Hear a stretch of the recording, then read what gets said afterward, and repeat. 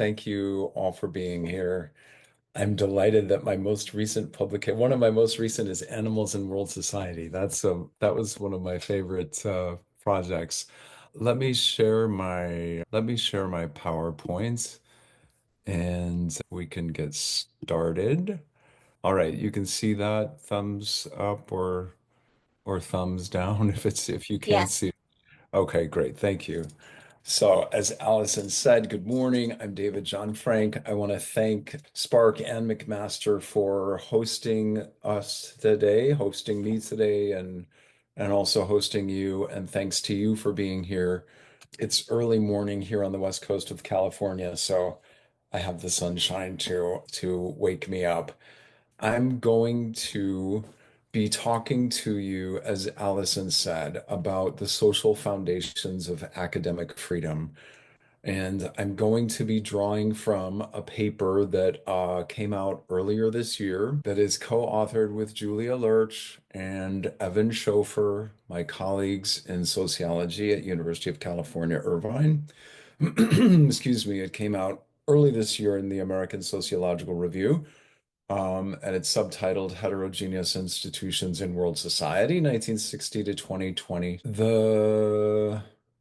Just a quick note, David. We're seeing sort of the whole PowerPoint. If you want to Good. make it slide mode.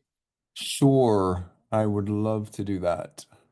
Great. Thank you for telling me that. So, what is academic freedom? There's a lot of confusion about this, or there's at least from the point of view that we're operating. I realize definitions are definitions, so you can define things the way that you want to. But for our purposes, academic freedom is a lot narrower than people often imagine or talk about it. It is the freedom to inquire, above all, the freedom to inquire, to ask questions of the universe, to research those questions, to learn about those questions in the classroom. If you think about this in historical terms, in grand historical terms, it is a radical freedom. It is not a freedom that, in the grand sweep of history, it's not a freedom that is obvious or that makes sense. Especially if you think about the a medieval Christian period in Europe, where there's a dominant church and perhaps a dominant state, depending on where you are in Europe.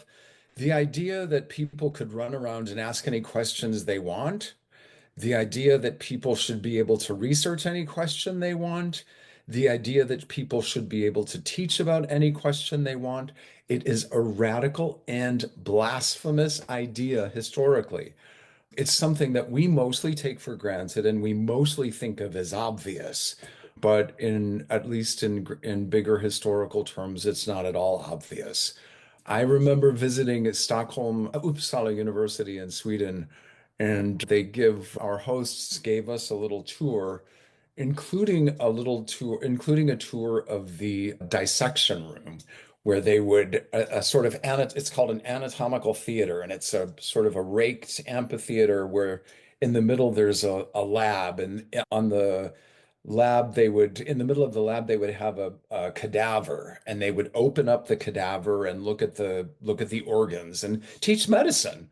Kind of a standard thing that we wouldn't be shocked exactly that that's how to teach medicine. But of course, that was against the teachings of the church to open up the body and to reveal the interior of God's creation was a blasphemous thing to do. And in the floor, there was a trap door, and you could open the trap door. If when the police came, there would be, whatever, an alarm or bells or shouting or something. When the police came, they could open the trap door and they could shove the body down into the river. And it's still there to see. It's quite a vivid example of the constraints on academic freedom in an earlier period. So fundamentally, the freedom to inquire, to ask, to research, to learn. Maybe a little less fundamentally, common more in the liberal West than in some other parts of the world, is the notion that our academic freedom involves the freedom to criticize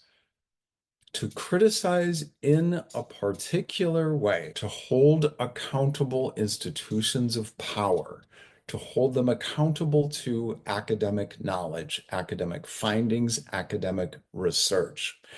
It's not, notice, it's not a broad spectrum freedom to criticize. It's not the freedom to say anything to anyone about anything. It's the freedom to use academic knowledge, findings from academic research or findings from academic study to criticize dominant institutions in society. Typically, we think of the state. Typically, we think of the church. We could also think of commercial institutions. So the freedom, and then also a kind of slightly different way of saying some of the same things, freedom from intervention, from the manipulation and repression of powerful bodies. Again, usually the state and the church, although there are other interesting examples, especially now, that are fun to talk about, and maybe we can do that. What academic freedom is not, it is not freedom of speech. And this confusion is, I mean, as you probably know, we all live in this world where almost every day, if you read the newspaper, or you read the higher ed press, or you read Inside Higher Ed, or the Chronicle of Higher Education, or something like that, there's constant talk about academic freedom. And there's a very great tendency to confuse what is academic freedom and what is freedom of speech. The former is rooted in, but also limited by professional expertise and authority. The latter is rooted in citizenship. It's a much broader spectrum freedom. In some ways, a much less limited, a much more unlimited freedom, a much less limited freedom. Just because it happens on a university campus doesn't mean it involves academic freedom. And if you're, I know you have been paying attention, and I know this is happening in Canada as well as the US. The protests over Israel and Palestine over the last year, they do sometimes touch on matters of academic freedom. They do sometimes touch on questions of inquiry, the freedom of inquiry, or the freedom of research, or the freedom to teach. But very much more often, they touch on questions of freedom of speech and sometimes the freedom to criticize. It's not, it's it depends on the case. So just because it happens on a university doesn't mean it's academic freedom. So, for example, I'm a sociologist does not have the academic freedom to stand in a classroom and say, there's no such thing as climate change. I don't have that academic freedom. I have no expertise in climate change. I have no training. I have no degree. I have no qualifications.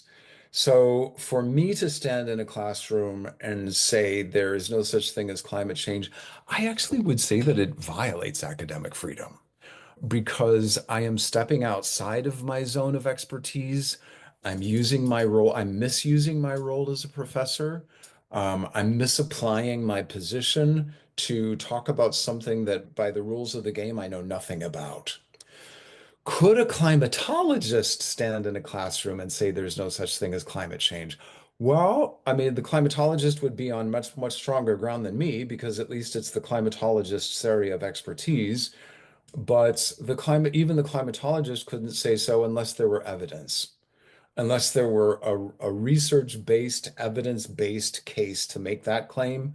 Even the climatologist couldn't stand in the classroom and say it, but could if there is research, could if there are findings, then and a point of view. Could both of us stand on the street corner and say there's no such thing as climate change? Absolutely. We have the freedom of speech to do so.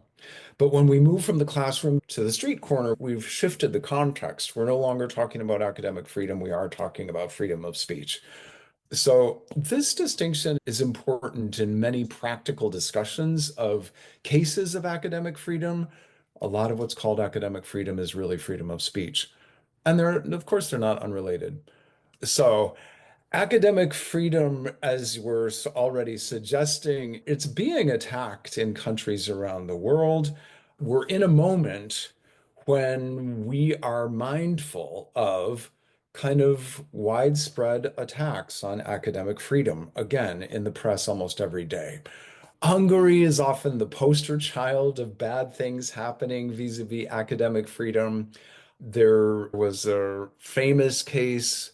There were two famous cases a couple of years ago. one in which the government basically forced the Central European University, which was an internationally funded university funded by the George Soros Foundation and very liberal and cosmopolitan in orientation. The government basically forced it to shut down its operations in Budapest. The Central University subsequently moved to Vienna. So it didn't shut down literally, but it shut down its main campus in Budapest and moved to Vienna.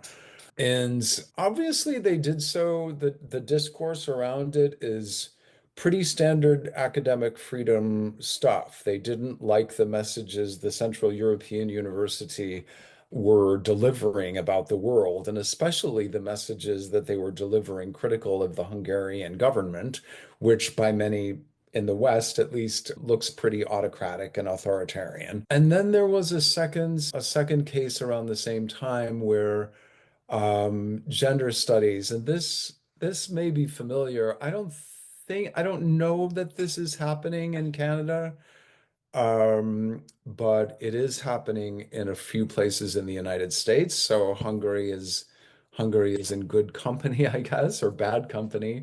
Hungary closed down the gender studies departments in the universities in Hungary. Gender studies, as you know, it's a relatively new field and it's a relatively small field. In a sense, then it was quite a weak. I mean, it was a David and Goliath. I mean, Goliath was shooting down a little tiny David. So a small number of departments, but basically just the act of closing inquiry. It's a quite vivid example of a compromise on academic freedom. So they just shut down such inquiries. As I've suggested, this is not only happening in Hungary. In fact, there are instances in practically every country, any country in the world. There are a few countries that stand out for the frequency and intensity of the attacks on academic freedom, but it would be misleading to imply that they are alone. They're not at all alone. So the government in Turkey has been targeting academics, sometimes violently. The government in Brazil has been targeting the university system, higher education, often with economic measures, cutting off funding and manipulating funding. It's a little less direct and physical than in Turkey, but it's still a very powerful. The Bolsonaro regime, which is no longer in power, but really undermined funding for research on global climate change, for example. China is a well-known case where the government manipulates the universities to directs the university to study some issues and not study others. Kind of most famously, I guess, the government of China is not really interested in social science departments critical of the state. Interested in Tiananmen Square or interested in the one-child policy and so on. So the Chinese government represses many flavors of academic speech. And then finally, here in the United States, we have all too many kind of now sort of lurid examples of challenges to academic freedom. The most famous cases or the best known cases are happening in the state of Florida because the United States meant much of education policy happens at the state level rather than at the national level. And that's somewhat true in Canada as well. So the state of Florida and also the state of Virginia, and also the state of Texas, and it's not just Florida, but Florida is kind of leading the edge. They've shut down critical race theory, which sort of interprets the history of the United States in terms of racial oppression and especially slavery. That's been silenced. And also there are bills, don't say gay, don't promote gender ideology. And gender ideology is kind of basically the stuff that you would do in gender studies in Hungary. So what is the point? There are challenges to academic freedom happening everywhere you look in the world, including in Canada at McMaster. I don't, I'm nervous to, I almost, I ner I'm nervous about this slide because I don't actually know very much about the case. The only thing it happened in 2017. Maybe none of you know about it either, and then that will relieve me of saying the wrong thing. But in 2017 at McMaster, there was an outside speaker, and all I'm doing is reporting what's in this very article inside Higher Ed. I know nothing more, so I apologize if I don't get the details right. But at McMaster in 2017, there was an outside speaker invited to campus by a student group on campus to speak about a new policy being proposed by the government to recognize gender pronouns other than he and she. And the psychology professor basically was he was doing in some sense, he was doing an academic freedom number. He was criticizing the proposed government policy. And we said at the outset that one of the features of academic freedom is the right to use academic knowledge to criticize the powers that be, to criticize the state, to criticize the church, etc. But this speaker offended, perhaps needless to say, but offended the reigning ideology among students. Some students at McMaster came to the talk with bullhorns and signs and so on and shut it down. The students, perhaps you might say, the students exercised their freedom of speech in order to shut down the academic freedom of this professor to speak about policy. I think there are probably different interpretations possible. And if I knew more about the case, I could say with greater authority what I think is a good interpretation. But anyway, the main point is that even in Canada, even at McMaster, academic freedom is an issue. So the question, what explains variations in academic freedom? Just a basic fundamental sociological question. Why are there variations in academic freedom? What we've implied with all the previous examples is that there's something happening now that's new and different, something happening now that hasn't been happening previously, and we want to understand why it's happening. What factors shape repression in the higher education sector? There is a spectacularly, I chose the picture carefully. There is a library of literature on this topic, addressing this topic. Volumes and volumes, libraries full of books and articles examining the question of academic freedom. Overwhelmingly, the literature is historical and case-based, which is to say, overwhelmingly, the literature takes one case of repression or one period of repression or one repressive regime and looks at it historically. So kind of close-up look, one case, one time, one period. And so in the United States, for example, there are volumes and volumes written about McCarthyism. And McCarthy was a government leader in the early part of the Cold War who was paranoid about communists basically, but also paranoid about homosexuals and paranoid about a lot of things and investigated professors for mostly for their communist leanings. A lot of professors were found to be secret communists or promoting a communist agenda. And during the Cold War, Sputnik, US, Soviet, that was highly problematic, and some professors lost their jobs, and many professors were silenced. So there are books written like that, particular cases, particular countries, particular periods, historical, and overwhelmingly normative. The literature is, and it's hard, it's hard to be a professor and not talk about academic freedom in a normative way because, we're in business because of academic freedom. I get to come here today and speak freely about academic freedom.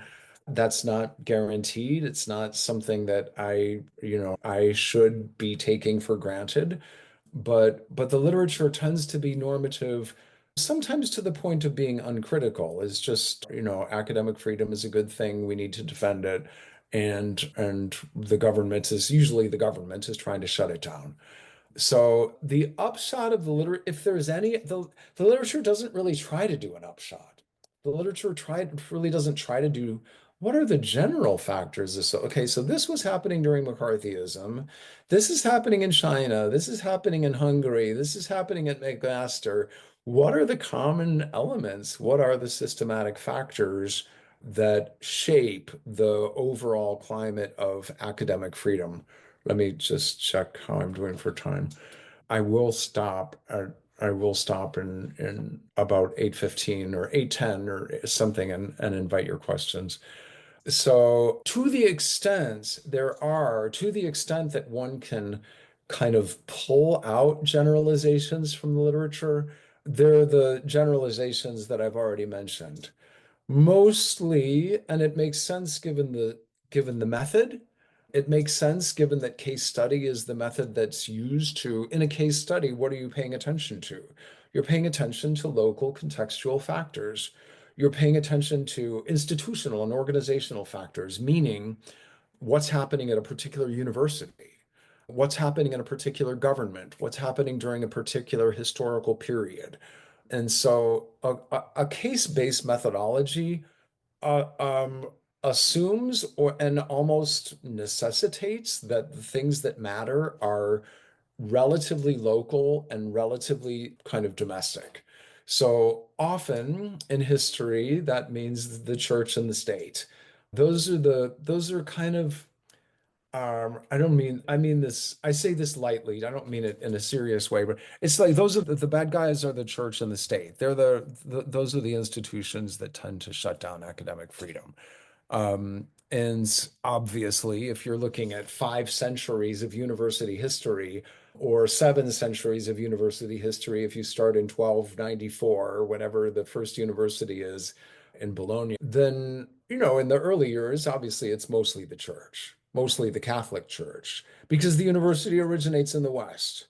If you shift contexts, religion more generally is often involved in compromises to academic freedom. If you look at Iran, for example, during the rise of the fundamentalist regime in Iran, well, then religion there, the Muslim religion, is quite involved in repressing. It's not just the church, but because of the history of the university, it's very often the church because the university arises in the West and the state. There are a few systematic analyses and our examples. Obviously, I've set up the examples so that I can make this point, but the examples suggest there are the possibility that of wider transnational and global patterns. Our study, part of the reason that libraries of stuff about academic freedom focus on historical case materials is because there have not been systematic measures, cross-national longitudinal measures of academic freedom. It hasn't been possible to ask the cross-national and to ask the broader question, what are the systematic factors associated with variation in this thing? And we use Julia Lerch, Evan Schofer, and I in this paper use a new measure of academic freedom that is created by the Varieties of Democracy data set. And it has 5 different expert coded measures of academic freedom.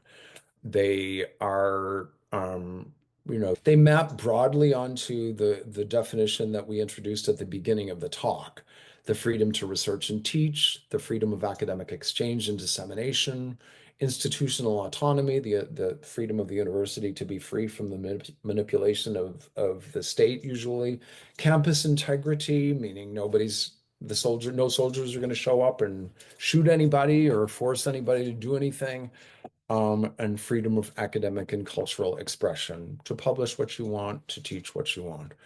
This isn't. a perfect measure, but and I can and if you want to know about it, I can talk more about we've done a lot to test the validity of the measure.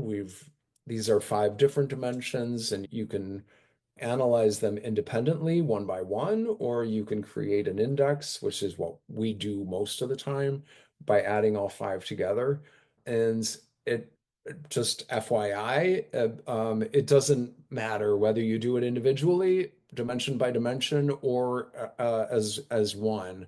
The main findings prevail. There are a couple of interesting little differences, but in general, the big patterns hold very, very, very stably. So we have a new measure, and we have a new argument. The new data enable us to test a new argument.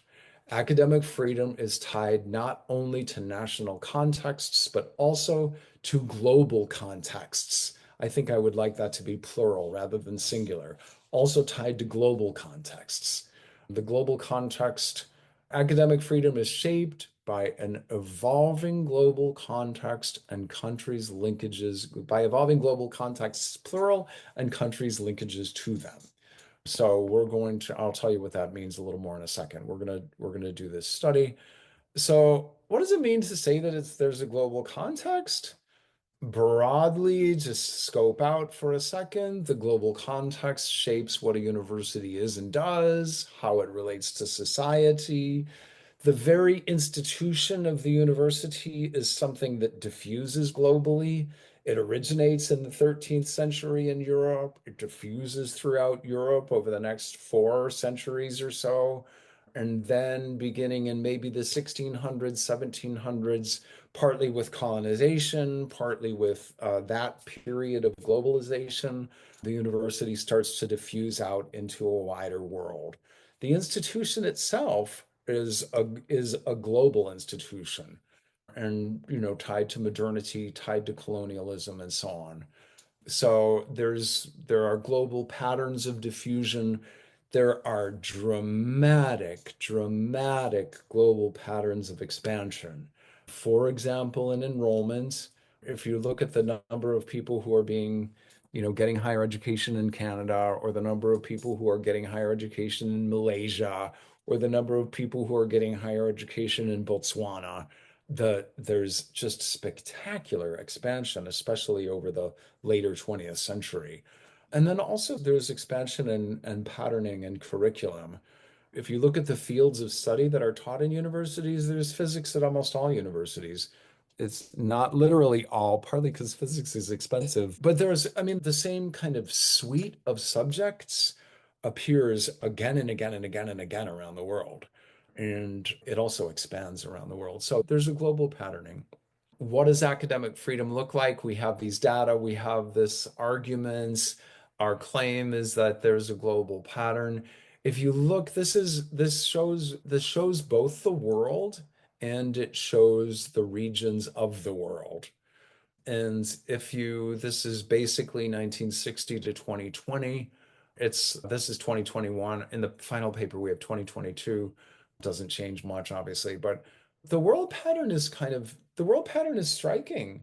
The world pattern, to my eyes, shows that during the Cold War, during the period when the world was divided into a communist and a democratic sectors, was divided between the USSR and the US kind of groups in a hostile war with each other, Cold War, not a hot war. That limited academic freedom. We had the example of McCarthyism already. And there were examples on the Soviet side as well, perhaps even more dramatically, as you can see in the very next image of Eastern Europe and Central Asia. The Soviets, like China, were big on keeping the social sciences from criticizing the regime. So if you were a sociologist or a political scientist or an economist operating in the Soviet Union or the Soviet orbit during the 1950s and 60s and 70s and even 80s, you would have had your wings clipped a lot. There would be people from the state sitting in back of your class, watching what you're teaching, monitoring what you're teaching. students would maybe report to an oversight body, and there were a lot of ways to get in trouble. But as I said, some version of that was happening in the West too. Our version was McCarthy, their version is the overseers from the state. It was more intense on the Soviet side, and the data show that quite dramatically. But basically what you see is a big, big rise in the 1980s, and the big rise happens pretty much everywhere in the world. It's least dramatic in the lower right. It's least dramatic in the Middle East and North Africa. We just mentioned the Iranian Revolution. When fundamentalism sweeps through the Middle East, as it does during the 80s, the new fundamentalist regimes of the Middle East are not especially friendly to academic freedom, and in some cases, quite the opposite. So, what are the main points? One, there are global patterns. Kind of the same pattern shows up no matter the region. Obviously, there are variations, but it's kind of lower in the 60s to the 80s, higher in the 80s to the 2000s. And perhaps also you see at the very, very ends, you see a kind of drop off. It's a flattening out, and then at the very end, a tapering down. And sometimes if you look at just the world one, the tapering down is it's interesting, especially after a period of big expansion. So there's something changing in the world very recently that we're aware of and are mindful of. So I got to move quickly. So the global context is, as we just suggested, a mix of liberalism and illiberalism. On the liberal side, there's widespread support for academic freedom. The liberal models rose after World War II. They didn't become dominant in the world. That would be because they entered into a Cold War. There was the liberal store, there were liberal models and illiberal models, but the liberal models grew in strength and legitimacy after World War II. And as they grew in strength and legitimacy, academic freedom rose. Always there was this counter tension. And in the 1990s, after the fall of the Soviet Union, there was a period of liberal hegemony when kind of there was no other game in town. There was, for a brief, brief period in the 1990s, the liberal model was kind of the only global model that had any staying power, that had any muscle, but that quickly ended. That was a brief and passing period. It sort of came to an explosive end. Perhaps you can date it differently, but it came to a very vivid and explosive end in 9/11 when that kind of liberal model, the World Trade Center, that sign and symbol of liberal power and hegemony came crashing down to the ground and in smoke. Just a couple of years later, there was a global financial crisis centered in banking, centered in, Wall Street banking, the liberal epicenter. So in the 2000s, the hegemony of the liberal model disappeared, and challenges to the liberal model started to appear again. So there had been challenges, strong challenges during the Soviet period. Not any real challenges during the brief liberal heyday of the 1990s, and then challenges again immediately thereafter. And those have big implications for academic freedom. Academic freedom is broadly going to be rising in this period, is going to be high during this period, and then it's going to start to taper off in the later period. And that's obviously the pattern we see. I could go into these periods more. I don't want to talk the whole time, so I'm not going to do that, but I'd be happy to share these slides. And all of this stuff is in the paper, by the way. So if you're interested in learning more, it's in the paper. So we're just walking through the periods here. This is the recent one, and alternative models have gained influence. And so Then we do this, then we have models, and I have a table that shows the models. I'm not going to display it. I can, it's here if you want to see it, but I'm just going to tell you what the main findings are. So we have data, cross-national and longitudinal data, 175 countries basically for a 62-year period. We're running panel models and we're looking at the effects of a variety of independent variables on this dependent variable, the VDEM measure of academic freedom. And as all of the old literature applies, and as you yourself can guess, national contexts, of course, matter. Various features of the state matter. And I'm moving a little too quickly now, but various features of the world matter. I've just described them. So democracy has a positive effect.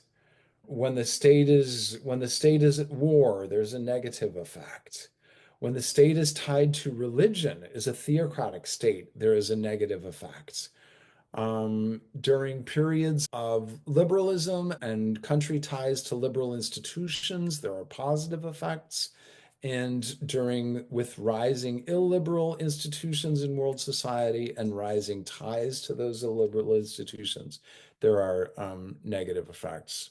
Okay, yeah, so here, sorry, I just said all of this and it's 8:16, so I'm going to almost quit. So, unit of analysis, there you go. Key findings, democracy, militarization, church, religion, and I just said that. And global institutions, strengthen ties to liberal institutions, strengthen ties to illiberal institutions. There is an evolving global context, and the evolving global context makes a big difference. I think I should stop right there. And thank you for your patience. Thank you for your ears. Thank you for giving me the academic freedom to speak. And I'm delighted to answer or address any issue you have. Thank you so much. All right, we are now open if anyone wants to just unmute and ask questions, or you're free to put them in the chat, and I'm happy to read them out. While you're thinking, I will pose one of my own, which is that it struck me as you were talking that academic freedom is such a broad umbrella term for quite a few things.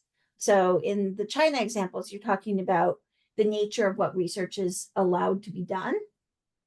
And that struck me as fundamentally different than the example of Jordan Peterson here at McMaster, where some research directly draws conclusions that are generally of a relatively narrow nature.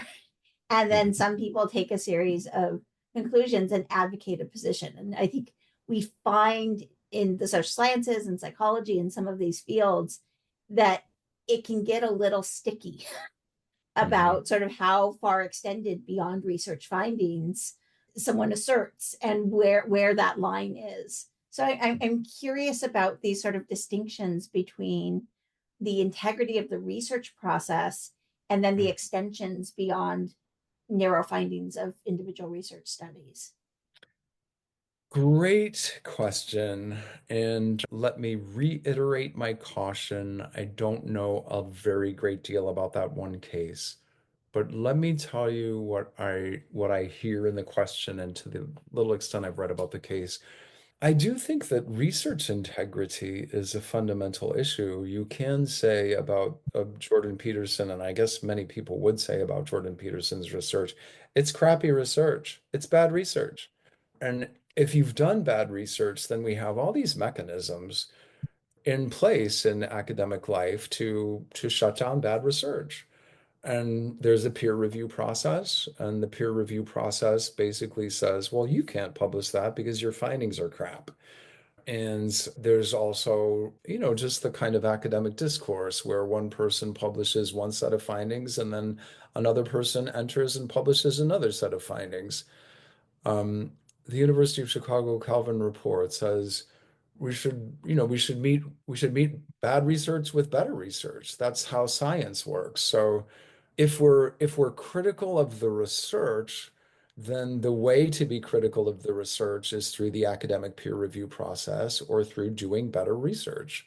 And the data that we're using for the VDOM, these are publicly available data sets. And it's like yeah, anyone wants the data, I'll give you the link so you can run the models yourself, because if you can do better, then that's how science works. If someone is leveraging crappy research to make a political to do the political criticism, I mean, research to criticism that is basic. So that is a basic tenet of academic freedom. But what about if it's bad research? And what about if it's a flawed criticism because it's bad research? Then it starts to evolve into something else. It starts to move away from academic freedom and move toward just political statement, just political talk.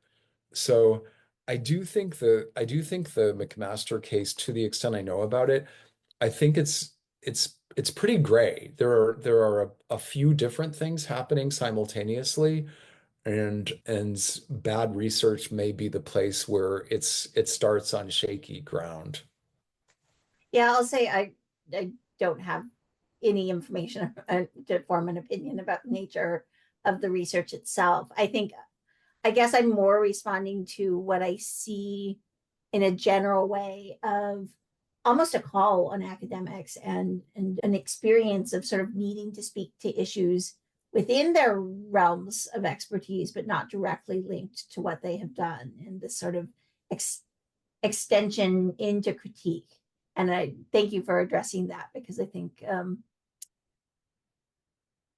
I get a little worried about that being part of academic freedom because of the positions of power within university and the sense of people being experts. But I think that is part of the wobbliness of this that you're describing, that people can recognize this as a slightly unique right and have to wrestle with the complexities of it. Let me just say that, so as a excuse me, as a practical thing, if you remove that from the index, the models come out the same. So one thing you could do is to say, well, that's a funny dimension of it, or that's an awkward, and in fact, historically, that's true. If depending on where you are in the world, that's fundamental to academic freedom or not.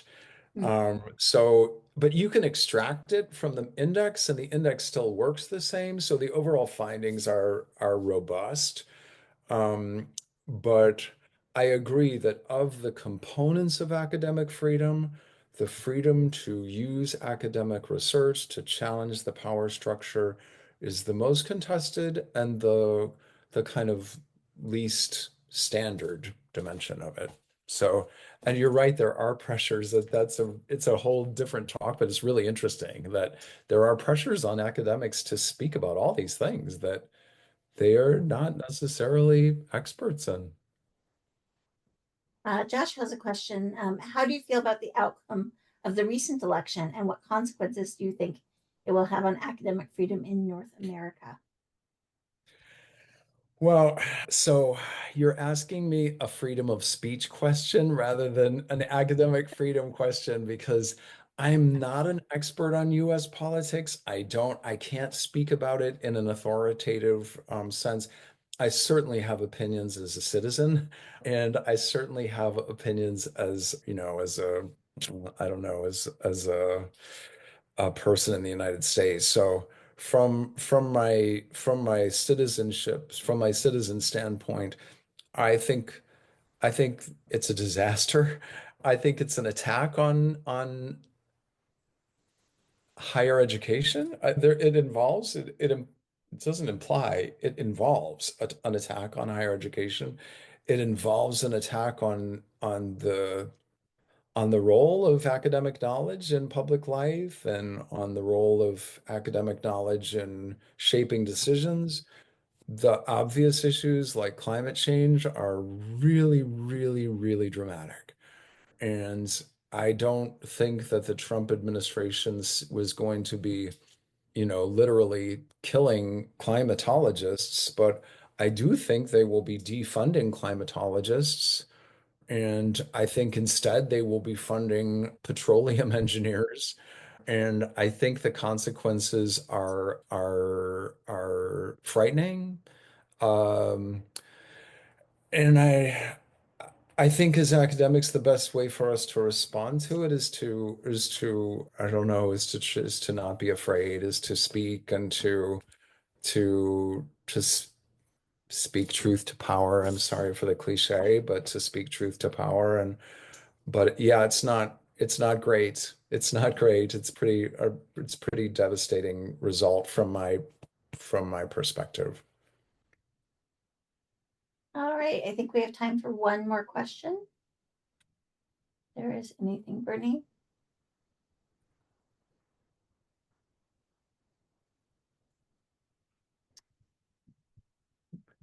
I was just wondering what makes Jordan Peterson's research bad.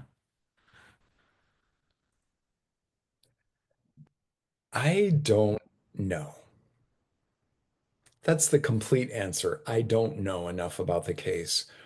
I literally, the sum total of what I know comes from that Inside Higher Ed article, which is about 300 words long. So I can't, I really, I wanted an example from McMaster because I wanted to make the point that this isn't just happening in the bad places in the world. It's also happening in the good places in the world, even including the really good places like McMaster.